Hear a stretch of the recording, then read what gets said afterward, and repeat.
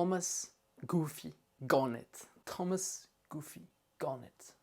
Did you really just copy me? Huh. AI. Who did that first? Thomas Goofy Gonnet. Thomas Goofy Gonnet. I got nothing but love for the guy. He showed this go high level way, the softer way. He's one of the first to ever do it. He was one of the first to ever show it.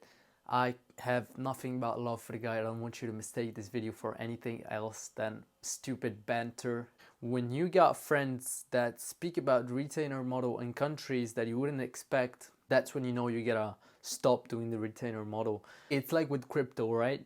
When you hear your grandma speaking about crypto, that's when you know you have to sell because shit's gonna hit the fan in not too long. That said, the software model, I don't believe it should be pushed as much as Gonnet does.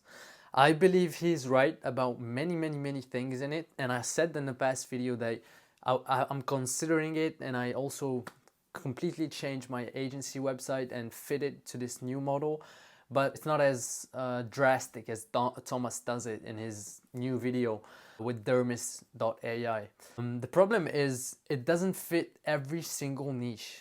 You want to cage people into your software so that you can provide them with never-ending resources, never-ending services, and make it really hard for them to switch. I wouldn't say that Thomas is completely right, and I think he doesn't say it, or maybe I didn't catch him saying it. I'm not accusing him of anything, of course. I got nothing but love for the guy. I think there are some niches where business owners don't have time for software. They want you to do it for them. The hybrid model is basically what Thomas does, all right? So software, what I told you to do in the last video, do the software, cage them into the software. They can access it, do anything with it. Now I think having the software has become the new level 0. Like you can't work without software anymore.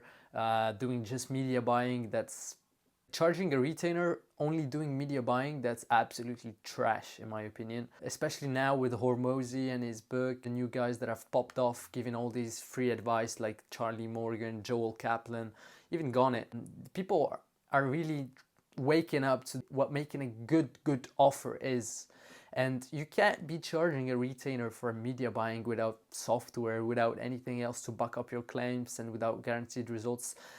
You can still charge media buying if you have been doing it for a long time and you have a proven track record and millions spent on Facebook ads, etc. I think there's still a way to do it.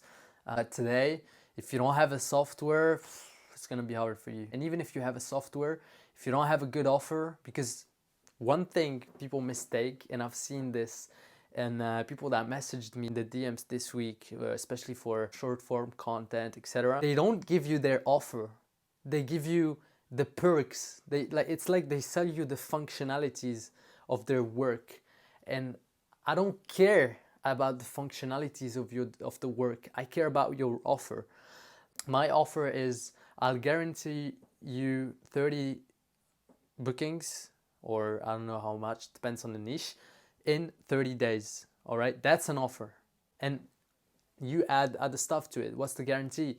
110% refund policy, this and that, and that's an offer. The offer is not I'll build funnels for you, I'll build Facebook ads for you, I'll build this for you. That's the technicalities. The offer and the technicalities is two different things. You can't mistake two. That's not the same, because when you reach out a business owner that wants to scale, he wants to hear the offer. He doesn't care about functionality. If you go at him and you say, do this and that for you, I build a funnel, I'll build this, he doesn't care. If you tell him, I'll bring you 30 customers like this, and you'll tell him, here's how I helped past clients bring 100K last month with 45 leads on autopilot, that's what they want to hear. All they care about is revenue, clients, leads, conversion rates, funnels, all of that. They don't care about that. That's completely, that's what your service delivery thing is. But if you don't get them, what they care about is money.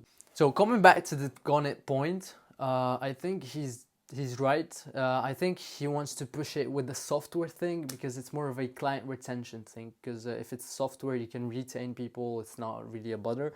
But even there, I think his whole argument was that client retention is easier when you charge less and you have a software and it's done for you and you cage them inside the software. But even there, I think there would be an issue with client retention because people they use your software, but there's no human touch or human help or assistance from you. So it has to be a hybrid. It has to be a hybrid where you give them the software, but at the same time you follow up with them. You call them every 2 days. You really stay behind them and make them feel just reassured and give them the results that they want, that they signed up for, and make the expectations adjust to what you can deliver. Really, my honest tip would be go above and beyond. Go above and beyond as much as you can. Go above and beyond for your clients, because that makes a huge difference in client retention. If you get a client, really just message him every single day. Message him, call him every single day. Tell him, here's what we did. So what were their objections? Do you have any problem with your staff right now that we can train? Maybe can we train your staff? Can we do this for you? So just go above and beyond for your client. Do you see a new spot in the market? Go for it. Don't care. Go for it. Let me just make an example. A friend of mine, he's in the kitchen niche in a European country. So there's this big scandal of corporation that makes kitchens that just went bankrupt, and there were a lot of people that were waiting for their kitchens to be made. He's the marketer, okay? My friend is the marketer, and his clients are kitchen makers. He reached out to this company. He said, listen, I have this many kitchen makers. I can take your orders, the ones that you couldn't service because you went bankrupt, and I don't even want the full sum. I just want a percentage of the sum, like 90%, 85%, 80%, and he did it. And that brought an insane amount of revenue for his clients. Now, who on YouTube gives you these type of tips? Huh? But really, guys, you gotta think out of the box. Don't limit yourself to what you see on YouTube, what you see on Twitter, although there's very smart people there and you gotta keep up with them. One tip I can give you is every single week, take 45 minutes, 30 minutes, 20 minutes, whatever you need. Think back whatever you did during that week. Think if you can improve something. Nobody stops and thinks about his past actions and tries and improves them. Because if you were to do this, trust me, you'd be improving at such a faster rate, because sometimes something happens and then you don't stop to think about it and think what you could have done better, and then the next time you repeat the mistake. Even something that's good for you for just generally in life, the way you spoke to somebody, the way you reacted in a situation. It's not even a business advice, it's just a life advice, but in business it makes a huge difference. So what about the Facebook ads that were banned? They're still banned, guys. Yep, they're still banned. But hopefully we'll get them back and we'll start servicing the clients. And I want to tell you what I did with my client this week to give him leads without Facebook. We had a bunch of leads that he had on the side. Like before we came in and made the contract, he had a bunch of leads that were just sitting around, people that went, made a free consultation with him and never signed up for anything for the services. So we took the leads, and guys, the results are amazing, are fucking amazing, guys. We took these leads, like I think there were something like 40, 46 leads. We put them into an SMS campaign automation, and we made a good offer, very, very attractive offer, free consultation. I'll put the message here if you want to see it. The first day, as soon as we launched the SMS reactivation campaign, as soon as we launched it, he got 5 leads. In 2 days, we got him 11 leads out of old and deprecated leads. Like those leads were just sitting around there. Guys, if you don't understand this, this is absolutely insane. That's like, for my client, that's an average of $55,000 that were just sitting around on his database, and he didn't even think about reactivating those leads. The most important thing when you onboard a client, I noticed, like, guys, I'm not the best guy that gives advice, but if I can give you an advice, trust me, this is a good one.